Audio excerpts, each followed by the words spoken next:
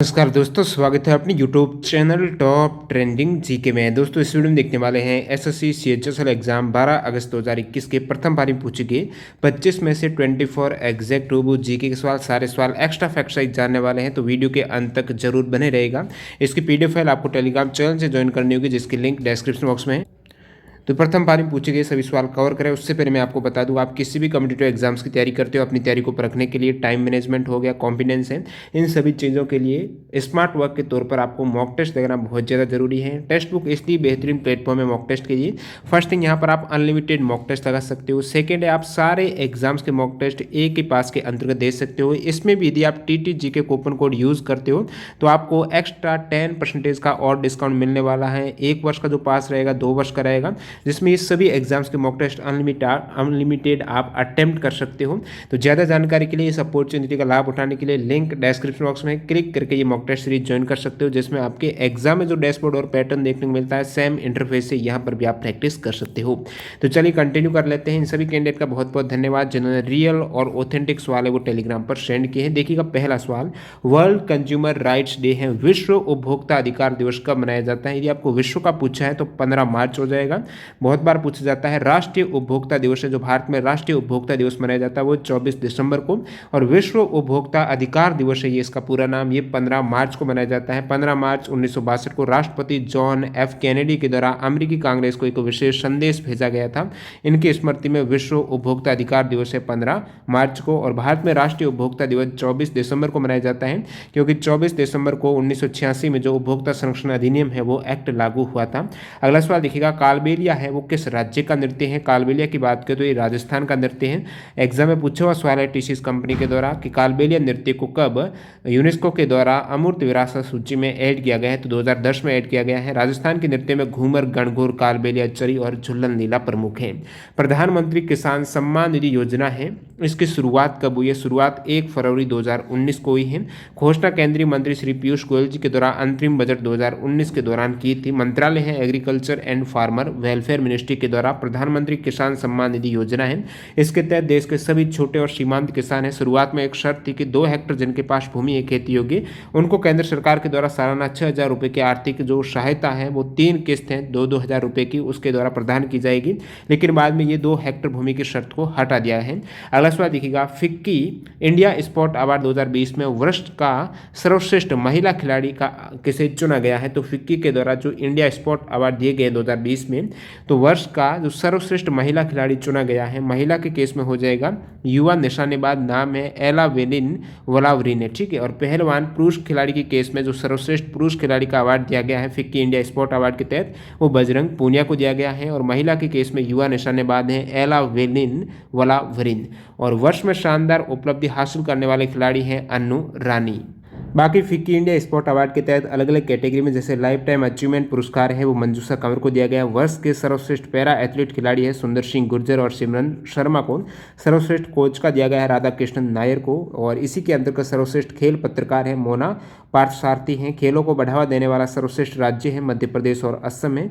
खेलों को बढ़ावा देने वाली सर्वश्रेष्ठ कंपनी है भारतीय वायुसेना है। खेलों को बढ़ावा देने वाली सर्वश्रेष्ठ कंपनी जो निजी क्षेत्र में है वो टेनविक स्पोर्ट हो जाएगी। ये सभी प्रमुख अवार्ड हैं जो दिए गए हैं फिक्की के द्वारा। अगला सवाल देखिएगा, न्यूजीलैंड में मंत्री बनने वाली पहली भारतीय मूल की महिला कौन है? जो न्यूजीलैंड में मंत्री बनी है, और न्यूजीलैंड में मंत्री बनने वाली पहली भारतीय मूल की महिला है प्रियंका राधाकृष्णन इनका नाम है। ये मिनिस्टर बनी है कम्युनिटी एंड वॉलेंट्री सेक्टर की 6 नवंबर 2020 को। वर्तमान में जो न्यूजीलैंड के प्राइम मिनिस्टर हैं वो 40वें प्रधानमंत्री, नाम है दोस्तों जैकिंडा अर्डेन। अगला सवाल देखिएगा, चंबल किसकी सहायक नदी है? यमुना की सहायक नदी है। और चंबल नदी का उद्गम है विंध्याचल जो रेंज है महू मध्य प्रदेश से ये निकलती है। किस संविधान संशोधन के द्वारा गोवा को केंद्र शासित प्रदेश का दर्जा दिया गया है? तो जो 12वां संविधान संशोधन हुआ था 1962 में, इसमें संविधान की पहली अनुसूची में संशोधन करके गोवा साथ ही साथ दमन और दीव को भारत के 8वें केंद्र शासित प्रदेश के रूप में नामित किया गया है। तो ये है संविधान संशोधन, 12वां संविधान संशोधन, गोवा को यूटी के रूप में दर्जा मिला है। अब गोवा से संबंधित बहुत से क्वेश्चंस एग्जाम में पूछे जाते हैं। एक तो गोवा है, पुर्तगालियों ने कब कब्जा किया था? 1510 में कब्जा किया था। और भारत ने दिसंबर 1961 में पुर्तगाल से गोवा है दमन और दीव पर नियंत्रण हासिल किया था। और गोवा 19 दिसंबर 1961 को भारतीय प्रशासन को सौंपा गया है। तो 450 वर्ष तक पुर्तगालियों का गोवा पर कब्जा रहा है। गोवा को फिर राज्य का दर्जा है वो 56वां संविधान संशोधन हुआ है 1987 में, इसके अंतर्गत गोवा को राज्य का दर्जा मिला है। और 12वां संविधान संशोधन के तहत गोवा को केंद्र शासित प्रदेश का दर्जा दिया गया है, जो आपको सवाल में पूछा गया है।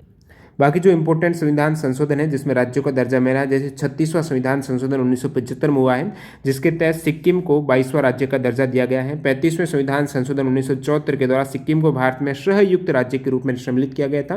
बाद में जो 36वां उसमें पूर्णतः राज्य का दर्जा मिला। 53वां संविधान संशोधन 1986 के तहत आर्टिकल 371 में खंड जी ऐड किया गया और मिजोरम को राज्य का दर्जा दिया गया है। 53वें संविधान संशोधन के तहत है। 13वां संशोधन हुआ था 1962 में, इसके अंतर्गत नागालैंड के संबंध में विशेष प्रावधान अपनाकर उसे एक राज्य का दर्जा दिया गया था 13वें में। पेटीएम फर्स्ट गेम्स के ब्रांड एम्बेसडर कौन है? सचिन तेंदुलकर हैं। पेटीएम के सीईओ हैं विजय शेखर शर्मा। दिसंबर 2020 में प्रधानमंत्री आयुष्मान भारत योजना के तहत किस केंद्र शासित प्रदेश में प्रधानमंत्री जन आरोग्य योजना सेहत की शुरुआत की है? प्रधानमंत्री जन आरोग्य योजना सेहत की शुरुआत है जम्मू कश्मीर यूटी में की गई है। बाकी आयुष्मान भारत योजना है या फिर इसे प्रधानमंत्री जन आरोग्य योजना बोलते हैं, इसकी शुरुआत 23 सितंबर 2018 को रांची झारखंड में हुई है। ये विश्व की सबसे बड़ी स्वास्थ्य बीमा योजना है। प्रधानमंत्री जन आरोग्य योजना 2018 में रांची झारखंड से इसकी शुरुआत की गई है। इसमें प्रत्येक परिवार को हर वर्ष 5 लाख रुपए का स्वास्थ्य बीमा प्रदान किया जाता है। यहां से सवाल आता है कितने लाख रुपए का बीमा मिलता है। 100 अंतर्राष्ट्रीय मैच खेलने वाले दूसरे भारतीय फुटबॉल खिलाड़ी कौन है? सुनील छेत्री हो जाएंगे। 2018 में रिकॉर्ड बनाए हैं 100 अंतर्राष्ट्रीय मैच खेलने वाले दूसरे भारतीय फुटबॉल खिलाड़ी होने का।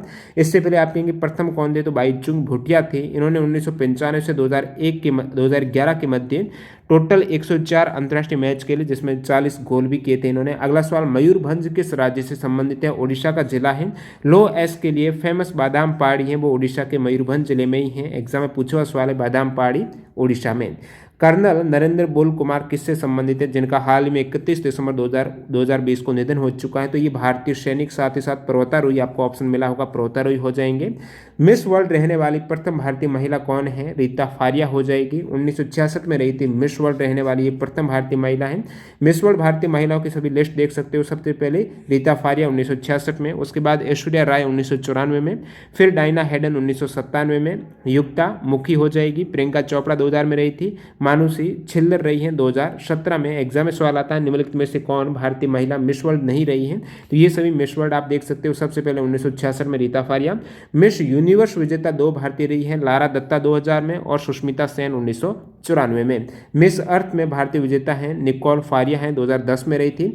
मिस वर्ल्ड 2019 का हुआ है, अभी 21 में होना, दिसंबर में होगा, तो 2019 में 20 में नहीं हुआ था। मिस वर्ल्ड 2019 में लंदन यूके में हुआ था, जिसमें विजेता रही थी टोनी एनसिंग है, ये जमैका से हैं। VLCC Femina miss India world 2020 विजेता है, ये रही है दोस्तों मानसा वाराणसी हैं। एग्जाम में पूछा हुआ सवाल है तेलंगाना से हैं। ये VLCC Femina miss India world 2020 के लिए चुनी गई है। फेमिना मिस इंडिया 2019 रही थी सुमन राव जो राजस्थान से।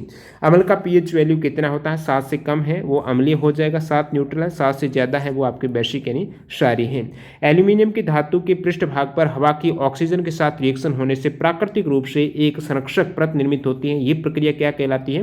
तो आपको एनोडीकरण के बारे में पूछा गया है। एल्यूमिनियम की धातु के पृष्ठभाग पर जो हवा की ऑक्सीजन के साथ रिएक्शन होने पर एक प्राकृतिक रूप से संरक्षक परत बनती है, ये प्रक्रिया है एनोडीकरण कहलाती है। अगला सवाल, महजात दोआबा और मालवा क्षेत्र किस राज्य से संबंधित है? महजात दोआबा और मालवा क्षेत्र है पंजाब का क्षेत्र हो जाएगा। एक यहाँ पर एरे की डेफिनेशन दी गई थी, कंप्यूटर का सवाल था डाटा टाइप से, तो इसे एरे की परिभाषा इस प्रकार थी, linear data structure which is a collection of A data atom having similar data type storeyed in continuous memory location से, तो एरे हो जाएगा। वर्षा का होना क्या कहलाता है? वर्षण हो जाएगा। और ये वर्षण का आपको पूछा था कि वर्षा का होना है प्रेसिपिटेशन हो जाएगा इसका आंसर। प्रेसिपिटेशन यानी वर्षण है, यानी वायुमंडलीय जल के संघनित होकर किसी भी फॉर्म में पृथ्वी की सतह पर वापस आने को ही एक तरीके से वर्षण बोला जाता है। एनटीपीसी ने किसके साथ नगर निकाय को ठोस कचरे का प्रयोग करके ओखला लैंडफिल साइट पर कचरे से ऊर्जा के प्रायोगिक संयंत्र का निर्माण करने के लिए समझौता ज्ञापन पर हस्ताक्षर है?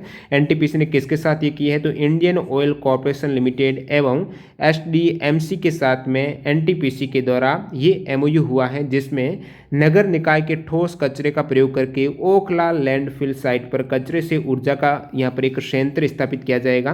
बाकी एनटीपीसी का ये तो हुआ है आपके जुलाई मंथ में हुआ था एमओयू, जुलाई 2020 में। 1 दिसंबर 2020 में भी एनटीपीसी का एमओयू हुआ है, यानी राष्ट्रीय थर्मल विद्युत निगम लिमिटेड ने नर्मदा प्राकृतिक सौंदर्य पुनर्स्थापना परियोजना के कार्यान्वयन के लिए भोपाल स्थित भारतीय वन प्रबंधन संस्थान IIFM के साथ समझौता किया है। तो ये समझौता भी इंपॉर्टेंट है। अगला सवाल देखिएगा, कोरिंगा वन्यजीव अभ्यारण्य में किस प्रकार के वन हैं? मैंग्रोव टाइप के वन पाए जाते हैं कोरिंगा वन्यजीव अभ्यारण्य में। ये कोरिंगा वन्यजीव अभ्यारण्य दोस्तों आंध्र प्रदेश में है। पहली बार संविधान सभा की मांग किस कांग्रेस अधिवेशन में की गई है? 1936 का जो लखनऊ अधिवेशन, जिसके अध्यक्ष जवाहरलाल नेहरू जी ने की है। वैसे संविधान सभा का जो सबसे पहले विचार आया था सर्वप्रथम स्वराज पार्टी ने वर्ष 1934 में ये MN रॉय के द्वारा दिया गया था। इस मांग को कांग्रेस पार्टी ने 1935 में आधिकारिक मांग के रूप में उठाया भी था और 31 दिसंबर 1929 की बात की तो पूर्ण स्वराज की मांग की गई थी। कांग्रेस के लाहौर अधिवेशन में जवाहरलाल नेहरू जी की अध्यक्षता में प्रस्ताव पारित करके पूर्ण स्वराज की मांग पूछे तो आप कहेंगे 1931 के लाहौर अधिवेशन में। अगला सवाल देखिएगा, बाकी स्वराज पार्टी की स्थापना 1923 में मोतीलाल नेहरू और चित्तरंजन दास ने की थी। एक पाइथन से सवाल था, जो कंप्यूटर की लैंग्वेज है, प्रोग्रामिंग लैंग्वेज है। तो पाइथन एक प्रकार की कंप्यूटर की लैंग्वेज है। इसके अलावा जावा स्क्रिप्ट है, C++, गो, स्विफ्ट, PHP, कोबोल, ये सभी कंप्यूटर की लैंग्वेज है।